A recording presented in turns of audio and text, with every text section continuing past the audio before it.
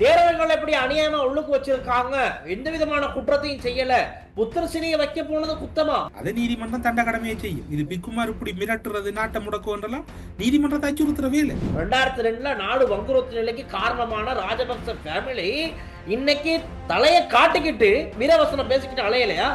இந்த நாமல் ராஜபக்ச பொட்டி படுக்கையெல்லாம் ஹெலிகாப்டர்ல ஏத்திக்கிட்டு தலைமறைவா அப்படி குனிஞ்சுக்கிட்டு ஓடினாங்க திருகோணமலைக்கு. அவருக்கு அத்துக்கோரலையும் அவருடைய மெய்ப்பாதுகாவலரையும் அவர் கையில துப்பாக்கியோட ஓடுறாரு. அந்த இடத்துல இவங்களால தாக்குதலுக்குள்ளாய் கொல்லப்படுறாரு. ரைட். இந்த ஆர்ப்பாட்டத்தை உருவாக்குனது யாரு? நாட வங்குரோத்து நிலை கொண்டு வந்தது யாரு? அவங்களுக்கு எதிராக இப்ப சட்ட நடவடிக்கை எடுக்கப்படும். எங்க வயசுக்கு இந்த மாதிரி ஜனாதிபதி இப்படி மலையகத்துக்கு வந்து தேயிலை தோட்டத்துல ஏறி போனதை வந்து நாங்க பார்த்ததே இல்ல.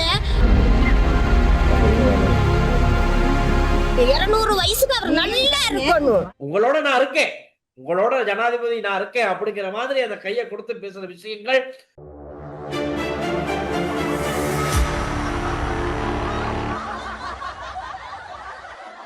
ஸ்ரீ காளிமாதா ஜோதிடம் பிரபல ஜோதிடர் பண்டித் மகாராஜா. தொழில், கல்வி, வியாபாரம் மற்றும் மந்திர சூனிய பிரச்சனைகளுக்கு நிரந்தர தீர்வு. ஹலோ அண்ணா, வணக்கம். வணக்கம் வணக்கம், எப்படி இருக்கிறீங்க? நல்ல சுகம். இன்னைக்கு மிக முக்கியமான 2 வழக்கு விசாரணைகள் தீர்ப்பு கொடுக்கப்பட்டிருக்கு. ஒண்ணு கசப்ப தேரர் அவருக்கு பிணை வழங்கப்பட்டுருச்சு. ஆனா அந்த பிணை வழங்குறதுக்கு கொடுக்காத அழுத்தம் இல்ல. ஜனாதிபதிக்கு நேற்று எனக்கு ஒரு டவுட் இருக்குது. அந்த கோடீஸ்வரன் நாடாளுமன்றத்துல கேட்ட மாதிரி தான் சஜித் பிரேமதாசாவை பார்த்து பௌத்த பிக்குமார் என்ன குற்றம் செய்தாலும் அவர்களை அரெஸ்ட் பண்ணக்கூடாது. இப்ப பயங்கரவாத தடைச்சட்டம், அவசர கால தடைச்சட்டத்துல கைது செய்யப்பட எத்தனையோ தமிழ் பேசுற மக்கள் சிறைச்சாலையில இருக்கிறாங்க சந்தேகத்தின் பேர்ல. அவங்களுக்கெல்லாம் ஒரு வழக்கம் போடுறாங்க, ஒரு அவங்கள பிணையில விடுதலை செய்யலாம் முயற்சி செய்யறாங்க. தேரர் மாறினா அவங்களுக்கு இதுக்குள்ள இருக்கல. உண்மையில அது ஒரு அநியாயமான கருத்தா தான் நான் பாக்குறேன். எனக்கு தெரியல, நான் நாங்க அப்படி சொல்றோம். இப்ப நேத்து சரத் வீரசேகர் உட்பட இந்த சிங்கள ராவேன் இருக்க அமைப்பெல்லாம் நீதிமன்றத்துக்கு முன்னுக்கு என்ன சொல்றாங்கன்னா, தேரர்கள் எப்படி அநியாயமா உள்ளுக்கு வச்சிருக்காங்க, எந்த விதமான குற்றத்தையும் செய்யல, புத்தர் சிலையை வைக்க போனது குத்தமா, பௌத்த நாட்டுல புத்தர் சிலையை வைக்க பௌத்தர்களுக்கு உரிமை இல்லையா அப்படின்னு அடிச்சுக்கிட்டனாலதான் இப்ப இத பிரச்சனை. எனக்கு நல்ல ஞாபகம் இருக்குது. இப்ப கனடாவில இருந்து ஒரு இளைஞன் தாயும் 2 பிள்ளைகளும் ஸ்ரீலங்கா போயிருக்காங்க. அவங்க 2 பேரும் இள வயதுடையவர்கள். அதுல ஒரு மகன் ஸ்ரீலங்கா போய் தகப்பனிட்ட கேட்டிருக்கிற. ஸ்ரீலங்கா 6 இடம், அது 6 லேண்ட், அது உண்மையில தமிழாக்களுக்கா இல்ல 6 அது ஓனர்ஷிப்பா இருக்கு. அவர் சொல்லி வடக்கு கிழக்கு நாங்க அங்கல மலையகம் அங்க நாங்க தமிழ் பேசுற மக்கள் தான். இப்படி வடக்கு கிழக்குல தமிழாக்கள் முஸ்லிமாக்கள் இருக்கிறாங்க அங்கால. அப்ப ஏன்னப்ப ஒரு 5 கிலோமீட்டருக்கு ஒரு புத்தரை தான் கண்டேன், ஒரு வெள்ளரசு மரத்தையும் கண்டேன் வடக்கு கிழக்குல. 6 கேட்டேன். கனடாவுல பிறந்து கனடாவுல வளர்ந்த ஒரு இலங்கையை பூர்வீகமா கொண்ட ஒரு இளவயது படி பல்கலைக்கழகம் முடிச்சு இப்ப வேலை செய்து கொண்டிருக்கோம். யோசிச்சு பாருங்க டெல் சார். சொல்றேன். இப்ப கசப்ப தேரருக்கு ஒரு நீதியண்டா சிறையில் இருக்கிற பயங்கரவாத தடைச்சட்டத்துல சந்தேகத்தின் பேரு உறுதிப்படுத்தவும் இல்ல. அப்படி இருக்க நிலைமையில தான் இப்போ. ஆனா பாருங்க, இவங்க எதிர்த்தரப்புல சரத் வீரசேகரன் என்ன சொன்னார்னா, என்பிபி அரசாங்கம் பௌத்தத்துக்கு எதிரான நடவடிக்கைகளை தீவிரமா செஞ்சுக்கிட்டு இருக்காங்க, தமிழ் டயஸ்போராக்களை குஷிப்படுத்துறதுக்கு இங்க எல்லாம் நடந்துகிட்டு போகுது அப்படின்னு. ஆனா இங்க பார்த்தா இவங்க பௌத்த மதத்துக்கு என்ன மரியாதை செய்யணுமோ அதை செஞ்சுக்கிட்டு தான் இருக்காங்க. எப்படின்னா கங்காராம கொழும்பு கங்காராம விகாரையில இந்தியாவில இருந்து மிகவும் வரலாற்று முக்கியத்துவம் வாய்ந்த ஒரு சில ஆன்மீக அடையாளங்களை கொண்டு வந்திருக்காங்க. பௌத்த தர்மத்தின் அடையாளங்கள், வரலாற்று சாதனங்களை கொண்டு வந்திருக்காங்க. அதை இப்ப போயிட்டு எல்லாம் வழிபடுறாங்க. முக்கியமா இப்ப அனுரகுமார் சனக அவரு வர வச்சிருக்காரு. நேத்து மகிந்த ராஜபக்ச சொல்றாரு அதை வழிபட்டு கும்பிடுறதுக்கு, எனக்கு புத்த பெருமானையே கண்டது போல இருக்கு அப்படின்னு தொட்டு கும்பிட்டு வாய்ஸ் கட்ட கொடுத்துட்டு போறாரு. சோ ஒரு பக்கம் அவர் வெளியில சொன்னது, அவர் உண்மையில மனதுக்குள்ள பேர் 2 மகன் 29 ஜனாதிபதியாக வர வேண்டும் என்ற ஆசையை நிறைவேற்றுங்க. அது சரி, அப்படி இருக்கு. அப்ப இலங்கையில இந்த பௌத்த மதம் தொடர்புல இப்ப இருக்கக்கூடிய ஆட்சி ஒரு முறையான நடைமுறைய கையாள் இல்லைன்னா இனி கஷ்டம், எல்லாம் ஃபெயிலியர், சிஸ்டம் ஃபெயிலியர். அனுரவும் இத செய்யாட்டி அதுக்கப்புறம் செய்யறதுக்கு யாரும் இல்ல. இலங்கை ஒரு அழகான நாடு. அனுர செய்தன்றதுக்கு இலங்கை ஒரு அழகான நாடு. இலங்கையில இந்த இவ்வளவு பிரச்சனைக்கு என்ன காரணம்? நீங்க நாங்கெல்லாம் சின்ன பிராயமா இருக்கக்குள்ள தொடங்குன இனப்பிரச்சனை தானே. இனப்பிரச்சனைக்கு பிறகு ஓகே எல்லாம் ஒரு செட்டில்மெண்ட்டுக்கு வந்து விடுதலை புலிகளும் அரசாங்கம் ஒரு ஒப்பந்தம் செய்யுது. அந்த ஒப்பந்தம் செய்யக்குள்ள சுனாமி வருது. சுனாமி வந்தோடனே வெளிநாடெல்லாம் காசு எல்லா இப்ப இந்த புயல் வந்த டைம், இந்த அனர்த்தம் வந்த டைம்ல அதை விட கூட எல்லாரும் நாங்க உதவி செய்யறோம்னு காசு வந்து இலங்கையில அப்படியே கொட்டுப்படுது. அதான் அந்த ஹெல்பிங் அம்மாந்தோட்டையில மைந்த கலவரத்துக்கு எல்லாம் கொட்டுப்பட உடனே பேச்சுவார்த்தை ஒன்று நடந்து கொண்டு இருக்கு. இப்ப நானே நீங்களும் பேசக்குள்ள ஏதாவது ஒரு காரியம் செய்யணும்னா 2 பேரும் ஒரு அறிவுறுத்தல் வழங்குவோம்னு. அப்ப அந்த காசு இல்லாம வந்து கொட்டு இலங்கைக்குள்ள காசு அடியில் தான் நீங்க பார்க்க மாட்டீங்க. வந்த உடனே அப்ப பேச்சுவார்த்தையில விடுதலை புலிகள் கருத்தை முன்வைக்கிறாங்க. வடக்கு கிழக்குக்கான அபிவிருத்தி புனர்வாழ்வு எல்லாம் சேர்ந்து நாங்க அதை தலைமை தாங்கி நடத்துறோம் எங்கட பகுதிகளில். ஏன்னா அவங்க விடுதலை புலிகள் வடக்கு கிழக்குல இருந்த காலத்துல ஊழல் இல்ல, எந்த ஒரு இது நான் சொல்லல, இவர் யாரு சரத் பொன்சேகா சொல்லி இருக்கிறார். அங்க கமால் குணரட்ன எழுதுற புத்தகத்துல விடுதலை புலிகளை பக்கம் பக்கமா நியாயப்படுத்திருக்கிறார். அவங்க சொன்னது எங்கடவு ஓகே என்று சொல்லி டில்சான் ஒரு கட்டத்துல ஒரு அக்ரிமெண்ட் போகும். பொது கட்டமைப்பு இடைக்கால தன்னாட்சி அதிகார சபையில இருந்து பொது கட்டமைப்பு வந்தாங்க பாருங்க. யாரு வந்த இப்ப இருக்கிற ரத்துப்பாட்டை தான் இது காலம் இந்த ஞானம் அது வேற பிரச்சனை. இதுக்கு நீங்க பிமல் வீரவன் அவங்க அதுல 5000 பிக்கு நீங்க சொன்னீங்க ஏதோ எத்தனாயிரம் பிக்கு வர போறாங்க திரும்ப.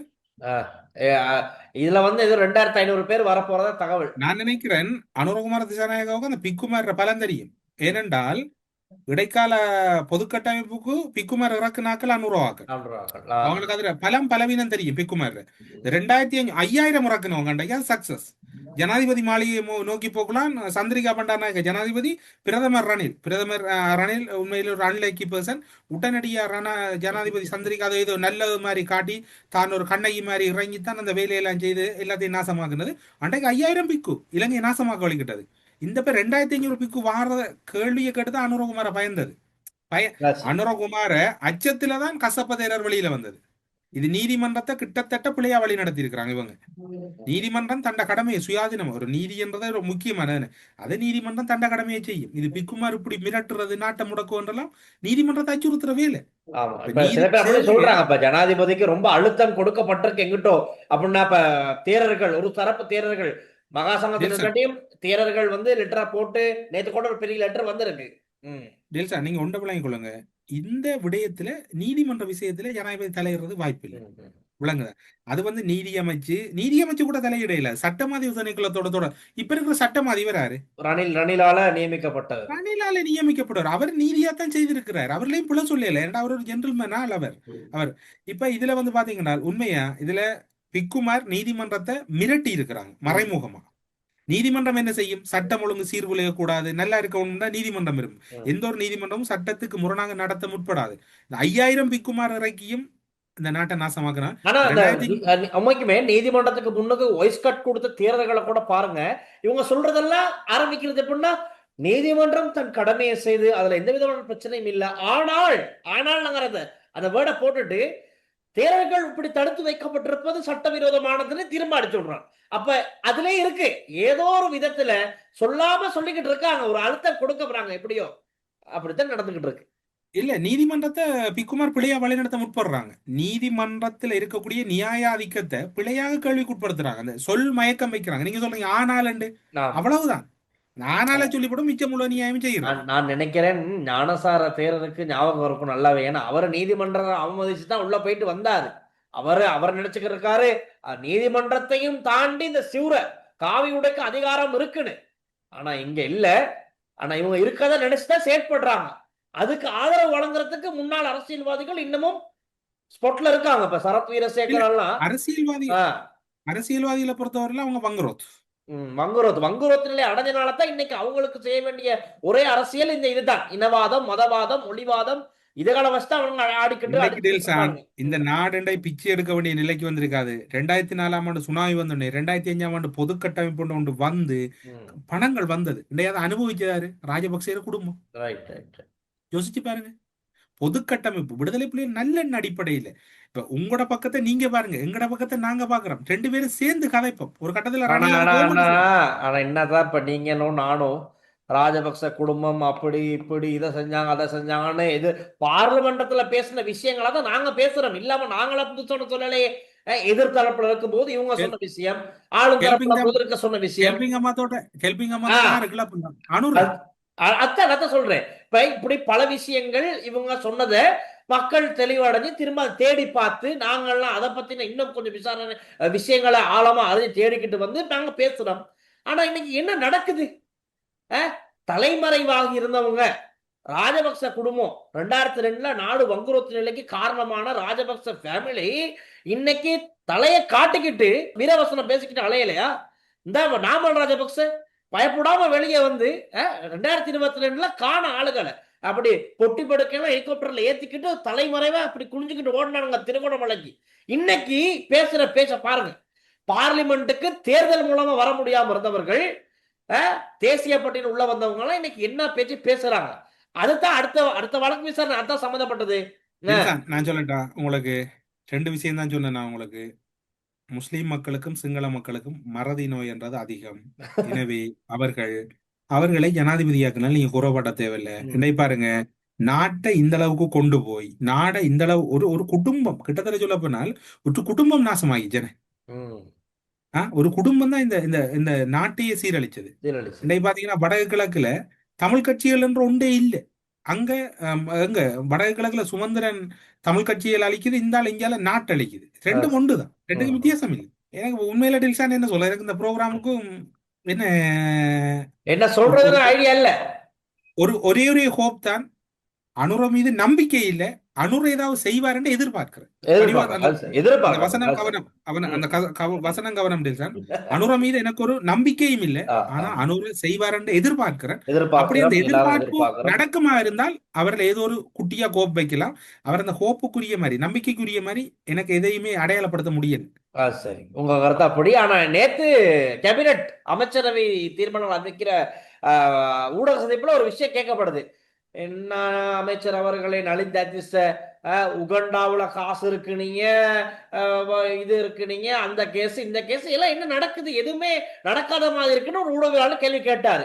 அப்ப நலிந்து சொல்றாரு, உகண்டா மட்டும் இல்ல, துபாயில ஒளிச்சு வச்ச காசை பத்தியும் அவங்க கேட்கறதுக்கு இப்ப காலம் வந்துருச்சு, நெருங்கிருச்சு. ரைட்டா? உகண்டா மட்டும் இல்ல, துபாயிலையும் காசு ஒளிச்சு வச்சதை நாங்க விசாரிச்சுக்கிட்டு தான் இருக்கோம். எல்லா விசாரணைகளையும் நடந்துகிட்டு தான் இருக்கு. யாரும் அவசரப்படாங்க, டைமுக்கு எல்லாம் நடக்கும் அப்படிங்கிற மாதிரி சொல்லியிருக்காப்புல. சரி பாப்போம், நீங்க சொல்றதான் நாங்க கேட்டுக்கிட்டு இருக்கோம். நடந்தா சரி அப்படி. ஏன்னா இன்னைக்கு கம்பகா மாவட்டத்துல நீதிமன்றத்துல இடம்பெற்ற ஒரு முக்கியமான வழக்கு விசாரணை தான் அமரகீர்த்தி அத்துக்கோரல. ரைட்? அப்ப இவரை கொல்லப்படுறாரு. இவங்க அப்படின்னா இவர் இங்க அலரி மாளிகையில நடந்த கூட்டம், ராஜபக்சவால் நடத்தப்பட்ட கூட்டம் 2022 மே 9. அந்த கூட்டத்தை முடிச்சுட்டு இங்க எல்லாம் அடிபடுறாங்க. ராஜபக்ச ஆதரவாளர்கள் இங்க இருக்க ஆர்ப்பாட்டக்காரர்களை போட்டு தாக்குறாங்க. தாக்கிட்டு எல்லாம் குழும மக்கள் இவங்களை ஒரு நல்ல பாடம் புகட்டுறாங்க.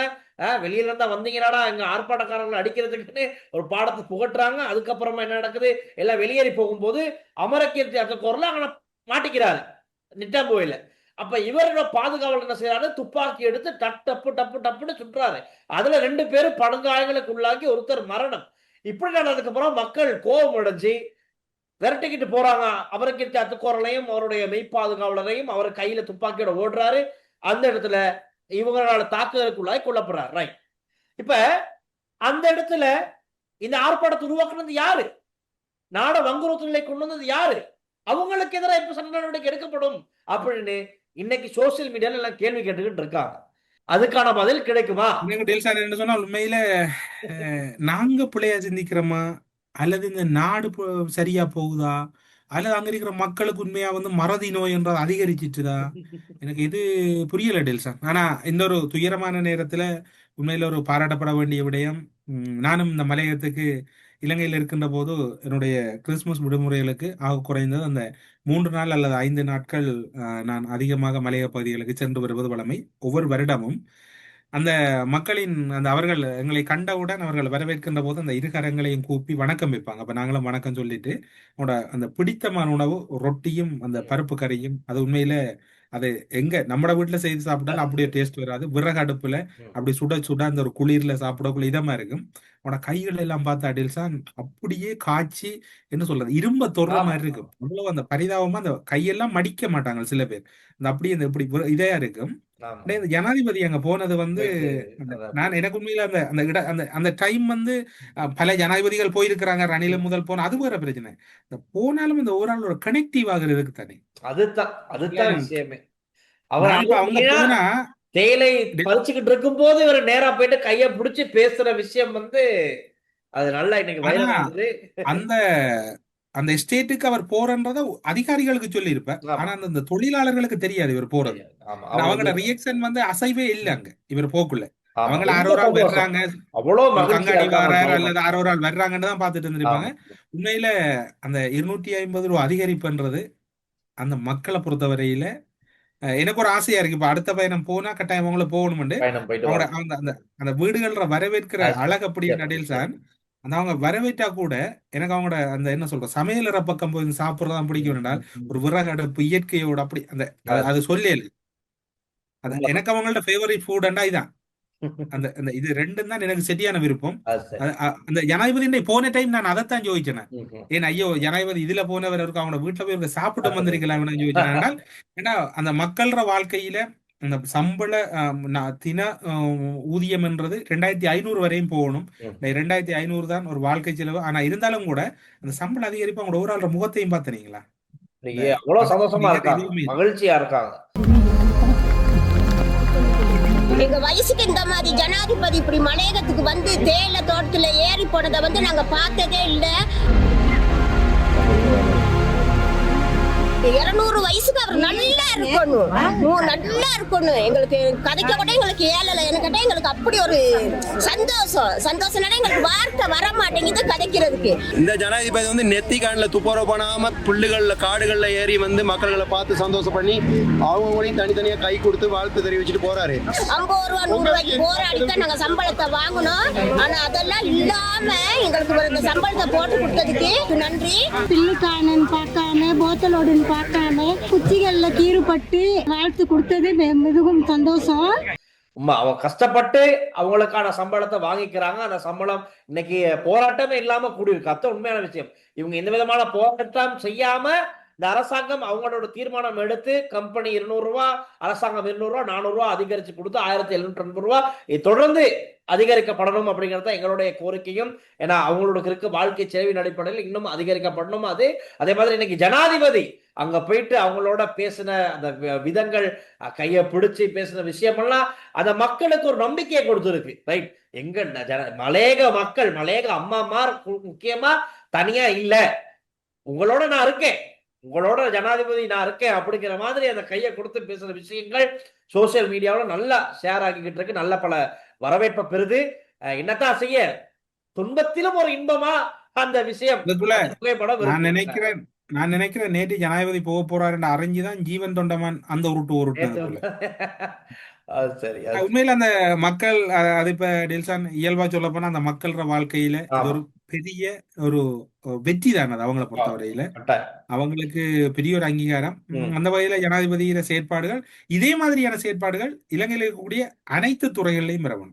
நிச்சயம் நிச்சயம் நிச்சயம் நிச்சயம்.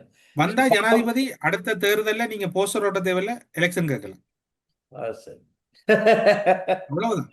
வடக்கு கிழக்குல குறிப்பா வடமாகாணத்துல அயல்நாட்டு மீனவர்களை அத்துமீறல், அதே போன்று அவர்கள் எதிர்கொள்ற பிரச்சனையை நீங்க கண்ணூடா பார்க்கணும். இந்த மலைய மக்களோட வாழ்க்கையில நீங்க ஏதோ ஒரு வகையில ஒரு சின்ன ஒரு படிக்கல்ல தாண்ட வச்ச மாதிரி வடமாகாணத்துல அத்துமீற மீனவர்கள், குறிப்பா சொல்ல போனா அந்த ட்ரோலர் படகுகள் தொடர்புல ஒரு இறுக்கமான நடவடிக்கை எடுக்கணும். அது தொடர்புல நீங்க எடுக்கணும். அப்படி எடுக்கலைன்னா நாங்க உங்களை என்ன சொல்றேன், எடுக்க வைக்கிற மாதிரி விமர்சிக்க வேண்டி இருக்கு. அது சரி. இல்ல அதான் இப்ப சொல்றாங்க. விமல் ரத்நாயக்கன் நாங்க ஒரு வீடியோ பத்தி பேசுறோம். அந்த வீடியோட ஃபுல் வீடியோ எனக்கு பார்க்க கிடைச்சது. அவர் சொல்றாரு, தெற்குல இருக்க இனவாதிகள் இப்ப ஒலிபோல தான் ஒரு உதாரணம் காட்டுறாரு. ஒலிபோல் உதாரணம் காட்டுற அப்படின்னா, ஒலிபோல் வந்து டேஷ் அடிக்கிறதுக்கு போல வந்து பாஸ் பண்ணி கொடுக்கணுமா. அந்த மாதிரி தெற்குல இருக்க இனவாதிகள் இனவாதம் அப்படிங்கிற ஒரு விஷயத்த தூக்கி கொடுக்குறாங்களா, வடக்குல இருக்க ஒரு சில இனவாதிகள் அதை அடிக்கிறாங்களா, டேஷ் ஆகுதான். இப்ப இவங்க இப்படி இவங்களுக்கு இவங்கன்னு மாத்தி மாத்தி அடிச்சுக்கிறாங்க. ஆனா நம்ம அரசாங்கம் என்ன செய்ய போகுது, எந்தவித இனவாதமும் இல்லாம எல்லாருமே இளைஞர்களாக வாழ்றதுக்கான ஒரு சூழலை உருவாக்குவோம். அதோட சம்பந்தப்பட்டு இருக்கவங்க தயவு செய்து இந்த விஷயங்கள் நிப்பாட்டிக்கங்க, அப்படி இல்லைன்னா நாங்க நிப்பாட்டுவோம் அப்படிங்கிற மாதிரி சொல்லியிருக்காங்க. பார்ப்போம். நாட்டுல நல்லது நடக்கணுங்கிறதான் எங்களோட எதிர்பார்ப்பு. அது எந்த ஒரு தரப்பையும் பாதிக்காம எல்லாருக்கும் அவங்க உரிமைகளை வென்று கொடுத்துட்டு சந்தோஷமா நல்லிணக்கத்தோட வாழ்றதுக்கான ஒரு சூழலை உருவாக்க வேண்டியது குமார திசாநாயக்க இந்த அரசாங்கத்தின் கையில இருக்கு. பொறுத்திருந்து பார்க்கலாம் என்ன நடக்கும் என்று. நீங்க சொன்ன மாதிரி வெகு விரைவில் அவங்களை அடக்குவாங்கன்னு எதிர்பார்க்கிறோம். இதோட நானும் போயிட்டு வரேன் டேல்சான். பாய் பாய். ஓகேனா, சந்திப்போம். நன்றி, வணக்கம், பாய்.